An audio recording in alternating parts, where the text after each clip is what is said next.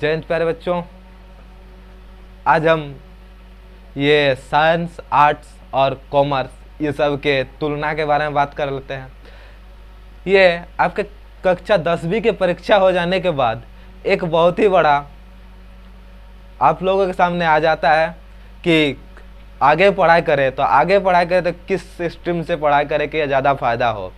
Science से पढ़ाई लें या फिर आर्ट्स से पढ़ लें या कॉमर्स से पढ़ लें, किस में ज़्यादा फ़ायदा है। तो इस सब के बारे में आज हम बात करते हैं। तो सबसे पहले जो होता है हमारा साइंस आता है। साइंस को सबसे नंबर 1 में रखा जाता है, ठीक है। तो साइंस के फ़ायदे क्या हैं, साइंस में कौन कौन से पढ़ना पड़ेगा, आपको क्या पढ़ना पड़ेगा। तो साइंस अगर आप ले रहे हैं तो आपको मैथ्स पढ़ना होगा। अगर आपका मैथ्स में इंटरेस्ट है तो आप साइंस ले सकते हैं, हालांकि मैथ नहीं भी रख सकते हैं। फिजिक्स, केमिस्ट्री, CHMIS केमिस्ट्री ले सकते हैं। और चौथा में आता है बायो। तो मैथ्स के जो है 5 नंबर कंप्यूटर।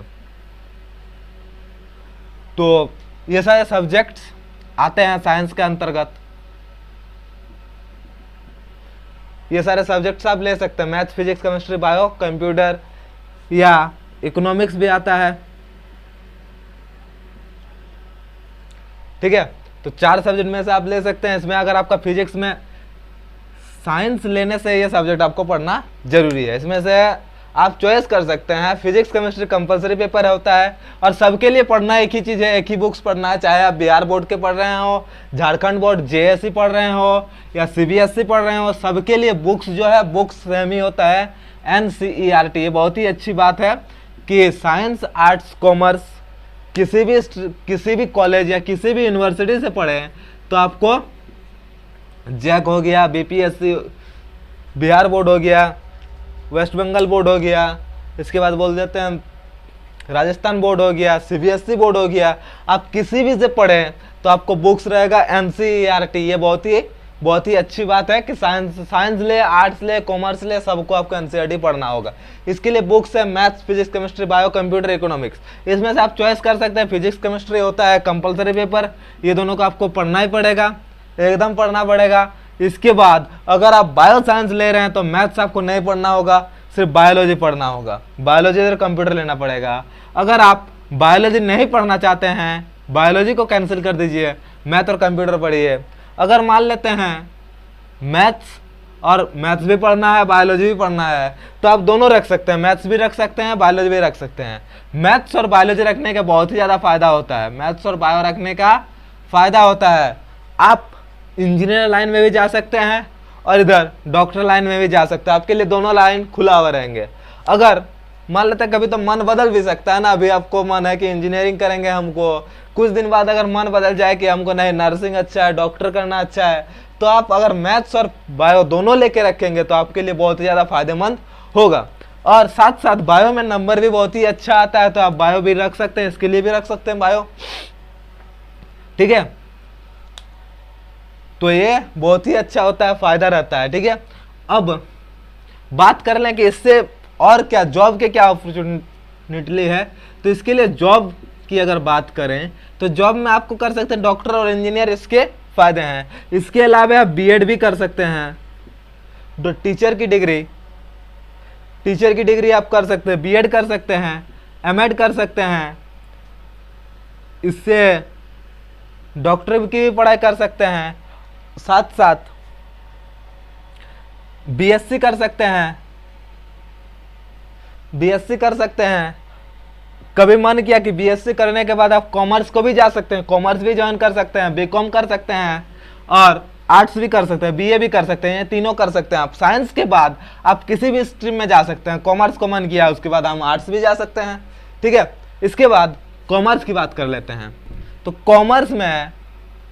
कॉमर्स के लिए सब्जेक्ट्स हैं उनके, इसमें आपको अगर मैथ्स अच्छा लगता हो तो भी आप रख सकते हैं, थोड़ा नंबर ज़्यादा है फिर भी रख सकते हैं।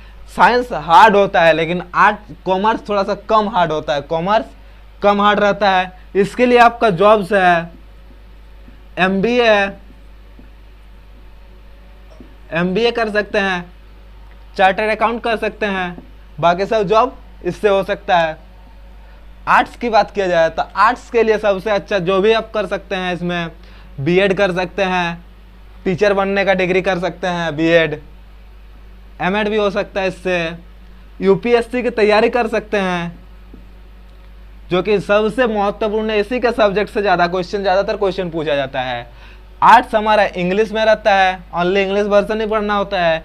कॉमर्स में इंग्लिश हिंदी दोनों मीडियम रहता है, आर्ट्स भी इंग्लिश हिंदी दोनों में रहता है, तीनों में पढ़ना है आपको। लेकिन साइंस में कंपटीशन की बात किया जाए कम है, स्टूडेंट्स कम है। कॉमर्स में कंपटीशन ज़्यादा होता है, यानी स्टूडेंट भी ज़्यादा है। आर्ट्स में और भी ज़्यादा स्टूडेंट है। आर्ट्स में अगर आप आर्ट्स ले रहे हैं तो इससे आप सिर्फ बीए ही कर सकते हैं, बैचलर ऑफ आर्ट्स ही कर सकते हैं, इससे आप बीएससी नहीं कर सकते हैं। बीएससी में आप नहीं जा सकते हैं इससे, अगर कर लेते हैं तो बीकॉम नहीं कर सकते हैं। अगर कॉमर्स लिए हुए हैं तो आप बीकॉम ही कर सकते हैं, बीए एंड बीएससी नहीं कर सकते हैं। बीए कर सकते हैं लेकिन बीएससी आप साइंस को हाथ भी नहीं लगा सकते हैं। ये दोनों स्ट्रीम में होने से आपको बीएससी को टच भी नहीं कर सकते हैं। लेकिन साइंस में हो तो आप बीएससी भी कर सकते हैं, बीकॉम भी कर सकते हैं, बीए भी कर सकते हैं। ठीक है। आर्ट्स के सब्जेक्ट के बारे में अगर बात कर ले तो आर्ट्स में क्या क्या पढ़ना रहता है, तो आर्ट्स के अगर मुख्य विषय की बात किया जाए तो मुख्य विषय होता है आर्ट्स में ज्योग्राफी, हिस्ट्री, पोल साइंस, इसके बाद बात किया जाए इकोनॉमिक्स, फिर आ जाता है साइकोलॉजी, सोशोलॉजी। साइंस आर्ट्स में भर के सब्जेक्ट रखा हुआ है। इसमें से आपको 4 सब्जेक्ट चॉइस करना रहता है और 2 लैंग्वेज पेपर होता है। जियो ले या हिस्ट्री ले या इकोनॉमिक्स ले, इससे आपको 4 चीज चॉइस करना रहता है जो आपको पढ़ना है।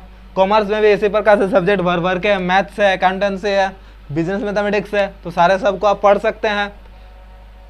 और इसके बाद आप आर्ट्स ले रहे हैं, कॉमर्स ले रहे हैं, कमेंट जरूर करें।